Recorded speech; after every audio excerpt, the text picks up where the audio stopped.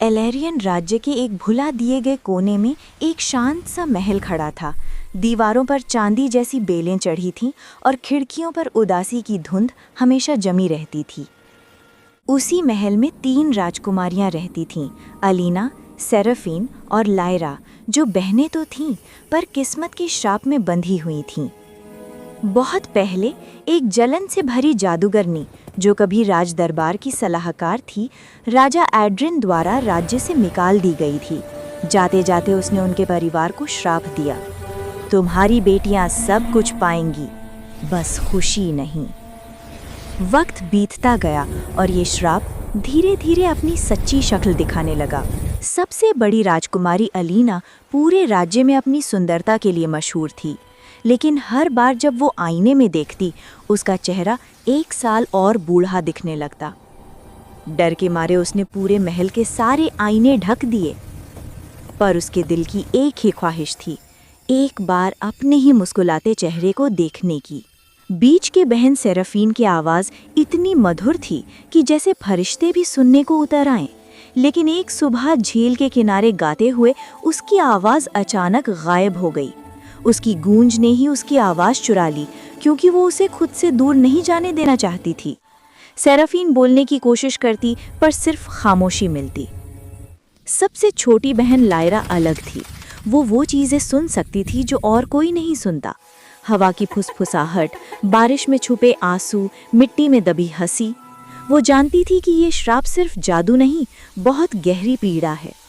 एक रात लायरा ने जादूगरनी के टावर का सपना देखा, जो नदी रिवर ऑफ ग्लास के पार छुपा था।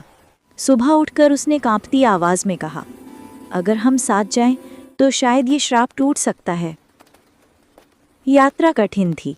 अलीना ने अपना चेहरा ढक रखा था, कहीं नदी के प्रतिबिंब में खुद को न देख ले। सेराफीन अपने साथ एक चांदी की वीणा लाई, शायद संगीत उसे उसकी आवाज़ की याद दिला दे। और लायरा रास्ता दिखा रही थी, उन फुसफुसाहटों के सहारे जिन्हें सिर्फ वही सुन सकती थी। जादूगरनी से सामना। 7 रातों की यात्रा के बाद वे टावर पहुंची। वो टेढ़ी मेढ़ी जड़ों से बना था, मानो आकाश को पकड़ने की कोशिश कर रहा हो।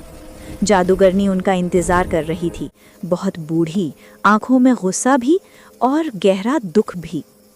वो फुसफुसाई, तुम लोग यहाँ आए हो वो तोड़ने जो तुम्हारे पिता ने शुरू किया? लायरा ने धीमे से कहा, नहीं, हम समझने आए हैं। जादूगरनी के हाथ कांपने लगे। क्या तुम मुझसे नफरत नहीं करती? लायरा ने सिर हिलाया। हमें तुम्हारी हालत पर दया आती है, क्योंकि तुम्हारा दिल हमारे दिल टूटने से बहुत पहले ही टूट चुका था।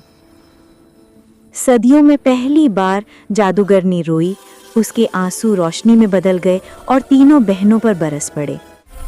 आईने टूट गए, सेराफीन की गूंज ने उसे उसकी आवाज़ लौटा दी और लायरा की अनसुनी फुसफुसाहटें शांत हो गईं। श्राप खत्म हो गया। सुबह होते ही जादूगरनी प्रकाश में बदलकर गायब हो गई। बस एक जगह पत्थर की ज़मीन से एक चांदी की बेल उगाई, वही जो महल की दीवारों पर चढ़ी रहती थी। सालों बाद लोग श्राप की कहानी नहीं सुनाते, वे बताते हैं 3 बहनों की कहानी, जिन्होंने लड़ाई या जादू से नहीं बल्कि करुणा से श्राप खत्म किया। और आज भी जब महल पर चांदनी पड़ती है, वो चांदी की बेल हल्का सा चमक उठती है, मानो उन 3 बदनसीब राजकुमारियों को याद कर रही हो, जो असल में कभी बदनसीब थी ही नहीं।